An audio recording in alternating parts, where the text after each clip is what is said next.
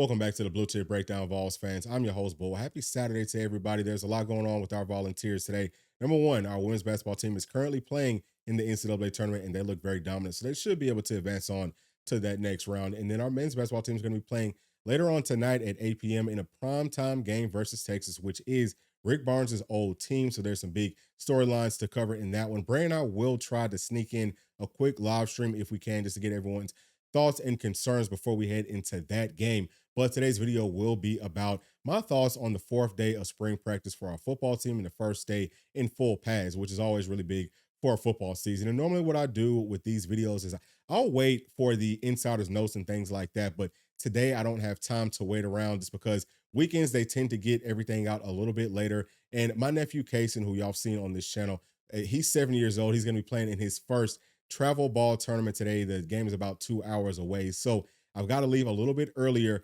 And, I'm just going to pretty much go off of the few notes that I did see today after the practice. But outside of that, it's just going to be about what I actually saw out there. And I want to start off with Kendra Harrison, who is a 5-star tight end in the 2026 class, 6'7", 235 pounds. He's from North Carolina. We talked a lot about how this staff has got to do a good job in North Carolina over the next few seasons. There's a lot of very good players coming out of that area. But he was on campus today, which was a surprise for our coaching staff and for the insiders. And that's really, really big because we already know that a quarterback's best friend is going to be his tight end. And he's going to be the guy for maybe Nico in his first season, but more than likely for Jake Merklinger or for G-Max. So this is a guy that we most definitely need. We talked about Faison Brandon being a player that this program most definitely wants to go out and get in the 2026 class as well. And he's also from North Carolina. So that's some really good news. Now, on to the actual practice. What I saw today, number one, the quarterbacks looked very, very sharp. Okay, they were extremely accurate. It looked like Nico was taking it just another step further. I mean, his balls had so much more pop and zip, and he throws such a beautiful spiral. I mean, just a very, very catchable football. So excited about him. Very excited about Jake Merklinger as well. I think that he's going to come along a lot faster than some people may have anticipated. Now, he was rated as a 4-star coming out of high school, but to me, he plays like a 5-star so far. We won't really know, okay, like we keep on talking about until Wednesday's scrimmage. That is the day that I am really going to be paying very close attention to the insiders' notes and what they saw out there, and especially just hearing what the coaches had to say about who performs well, as far as in a live game type of a situation. And, again, I just think that our quarterback room is really, really good. But after that, okay, we have to talk about our skill positions, especially wide receivers. And, that's the only skill position that we really got to see from the offense today.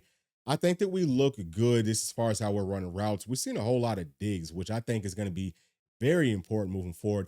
We weren't able to throw the ball over the middle of the field that much this past season with Joe Milton, but it seems like there is an early point of emphasis with the middle of the field types of routes with Nico Iamaleava. And I mean, that's so critical because if you can throw the ball there, if you can make catches on a consistent basis there, everything else opens up, especially because we're going to spread you out from sideline to sideline just with how we line up. So the middle of the field is primarily going to be very, very open. And I think that Nico looks sharp there. I think that our routes look really crisp.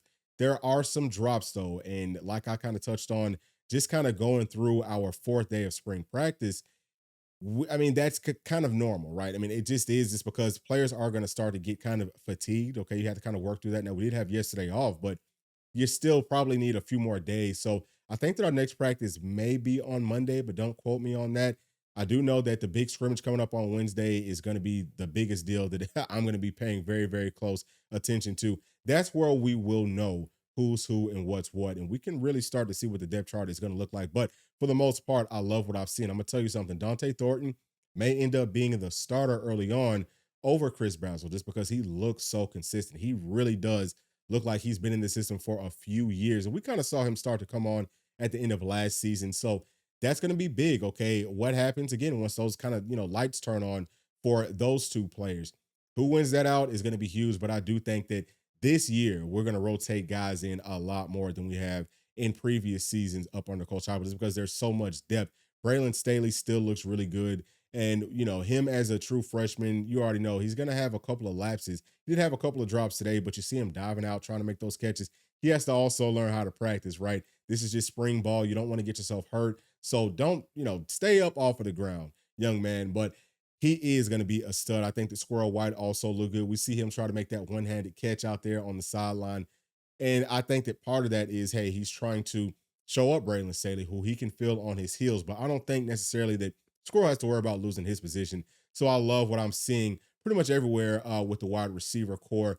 Caleb Webb is looking really, really strong. I mean, not just physically, like as far as how thick he is and how solid he looks, but also he looks very consistent. I think that him and Dante Thornton, as far as what we've been able to see, have been the most consistent wide receivers so far.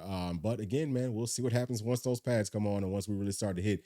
We also talked about this, that the wide receivers coaches have a very, very strong emphasis on just making contact with these wide receivers, teaching them, hey, man, you got to make these tough catches, especially going up against Georgia, who's going to be probably our toughest competition this season, until we get into the postseason. So we have to be able to play up against teams that are going to try to, whack you as soon as you catch the ball, try to mug you, stuff like that. So you have to find a way to do it without injuring these players, clearly, knock on wood. And I don't think that anyone's going to get injured, but I think that Coach Pope has done a great job just in balancing that whole deal. Tight ends look good. Okay. We saw Ethan Davis try to make a one-handed grab across the middle as well. Part of that is because, with him and with Squirrel, they've been up on campus and, they're kind of vets at this point. So, you'll see them try some different things because a lot of this stuff, you're doing the same stuff over and over and over again. And you try something different, right? They're just challenging themselves, but you do want to see them kind of hone back in on the basic fundamentals of the game. We don't need it to be a highlight reel spectacular catch, just make the catch. And if you do that over the course of a season on a consistent basis, then you're going to get your flowers, rightfully so. And I'm very, very excited about the offense in general. I haven't seen a whole lot of Holden Stays, but I'm also excited about seeing the juice coming out on Tuesday. I actually posted, a couple of clips from what I think are, will be some clips from that first episode coming out here on Tuesday for y'all in the channel. And I mean, we just look really, really good from top to bottom. It's a very, very athletic team, very physically imposing. You can tell there's a whole lot of competition from top to bottom. So I'm excited about that. But now onto the offensive line. I really like what I'm seeing as far as a fundamental perspective. We're seeing the older guys really coaching up these younger guys. I mean, everywhere. Cooper Mays looks great. We got to see him go a lot more today. And that's always really good to see. There's a whole lot of pop with him. I want to see Jackson Lampley work more at left guard, though, because that's where we really need to have some depth at. Well, really, I mean, outside of the depth, we're still looking for a starter at that position, as far as I know. So you want him to kind of be able to work over there as well. Now, I don't know how difficult it's going to be for him to kind of move from right to left. He has done both since he's been up on campus. He's probably going to be able to do either one without, batting an eye. But you would like to see him be able to kind of fight a little bit more with Shamrod Umarov, who we didn't see today, and with whoever else is going to be in that competition battle. So I think that he looked good, though. We've also got our safeties who, I love what I'm seeing from them. That's another room, a whole lot of competition. I really like Andre Turrentine. We got to see them playing some off-man coverage at the safety position, and he looks like he's getting in and out of his breaks well. Again, how do you look once those pads come on? Can you be physical enough to be the starter versus a guy like John Slaughter, who also looked really, really good? I mean, he may be a little bit taller, a little bit longer, and I think he's going to be more physical. So that's why I've been giving him that, edge to be the starter. But Kobe Thomas also looks good. Boo Carter, we saw him kind of get pushed off on. And I love to see that because these guys have to learn, hey, this is what it's actually going to be like in live game situations. If you're a smaller guy playing in the secondary, you will get pushed off on. Okay. They're going to try to body you because 9 times out of 10, the smaller guys get in and out of their breaks and their transitions are a little bit more crisp than you'll see with some of the bigger secondary pieces. So what the offensive players will do is push off. And I was happy to see that happen to Boo Carter because it's something that he can learn from moving forward. Now we'll keep a close eye out on, will that happen to him again? Okay. Can he find a way to not get pushed off on and to be a little bit more physical at the top of routes versus tight ends and some of these bigger wide receivers that he could get matched up against in the slot, playing star or playing safety. But I just love it. Christian Harrison also looked really good. And we didn't get to see the cornerbacks today.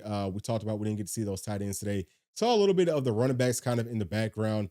I think that is going to be another, position battle that we've got to watch very closely. Does Coach Sims like Dylan Sampson more than Cam Selden, or is it vice versa? And then this is kind of further on down the line. But what happens once Peyton Lewis gets up on campus? So I would just say this, man. Overall, I'm looking at some skill position players that are kind of tired and have to kind of work through it. But this is when you get better. And I'm very, very excited to see how we look next week. But for the most part, y'all, this team absolutely looks apart from top to bottom. And I'm not just talking about on the field, but again, like we kind of touched on, it seems like there's a lot of strong leadership. And that's extremely encouraging. I feel like this is a championship team. And we should all be very, very excited. I can tell y'all right now that I most definitely am, and so is P. But that's it for this video. Thank y'all for sticking all the way to the end. Please make sure to like, subscribe, hit that notification bell, share with your friends, family, and other volunteer fans. Keep a close eye out on the channel because I will post something letting y'all know if Bray and I will be going live for it's kind of like a pregame tailgate for our big matchup tonight versus Texas. But as always, thank y'all so much, and we'll see y'all on the next one. Thanks. Peace.